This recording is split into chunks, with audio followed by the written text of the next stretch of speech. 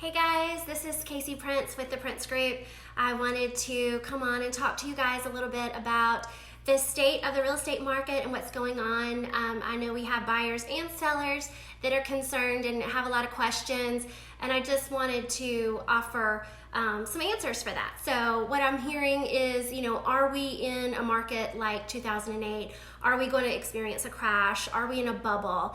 I'm here to say no. The current real estate market, while it is crazy, and we're definitely in a seller's market right now, it's not the same as what happened in 2008. I remember that. I survived it. We sold houses through that time. It was not fun. But I also remember kind of what led to that and what caused that. And looking back, we can see, what they say, hindsight is 20/20, kind of what brought about that market. And I want to tell you 3 reasons why we're not in that same type of market. So in 2020, we have seen that homes have appreciated 10%.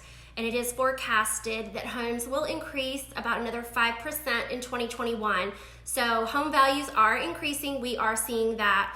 But number one of the main reasons that we are different than the 2008 market is just law of supply and demand. We have a legitimate shortage of inventory, which is different from back then. So then we had about a 6 to 7 supply of inventory. So that means it takes 6 to 7 months to burn through that current inventory of our area. We call those absorption rates.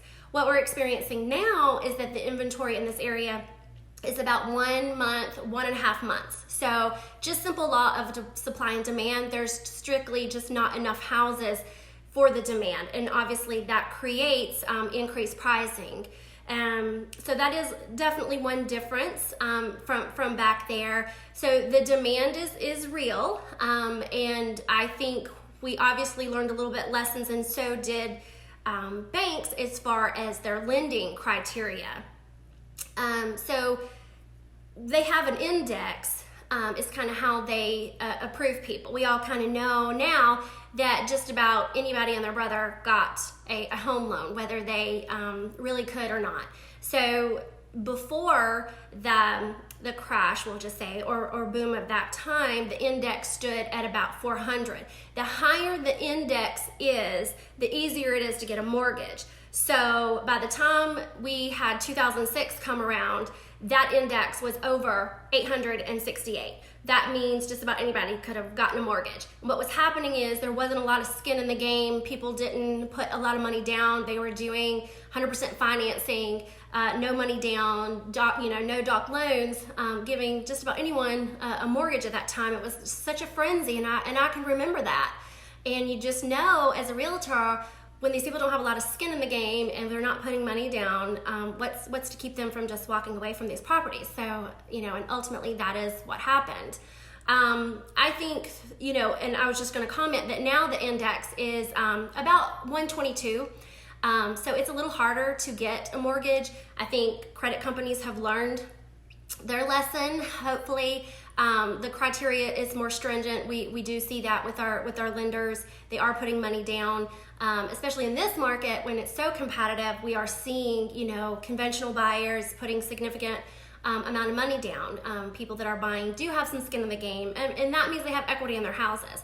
And lastly, that third reason, equity, is the biggest reason why we're not in that same market in 2008 to experience a crash or a bubble, is because most people do have equity in their homes. In fact, we're looking about 38% of the population of the United States own their homes outright. So there is significant equity. Another thing that happened between 2006 and 2008 were people cash out options, cash out refinances, taking equity out before the onset of the boom or the crash.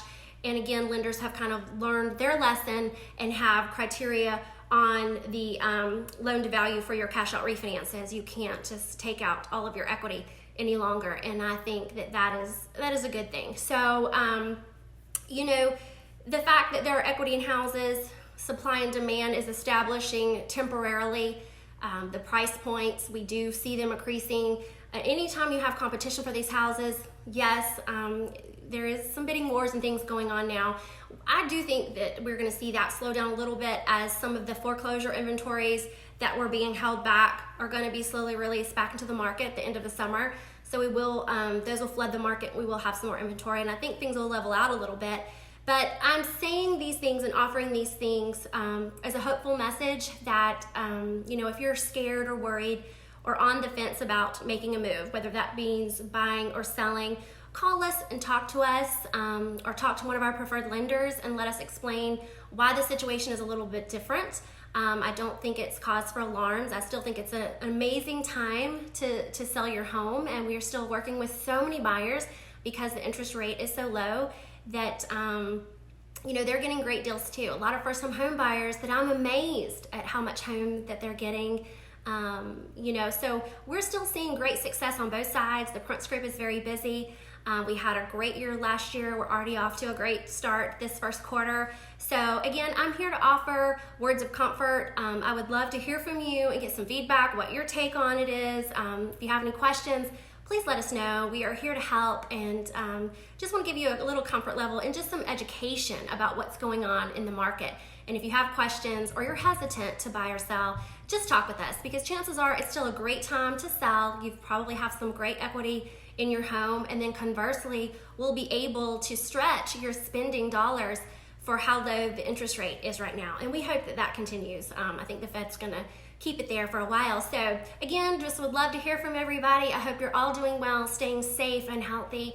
And like I said, if you have any questions, please let us know, and we hope to help you soon. Thanks so much. Bye-bye.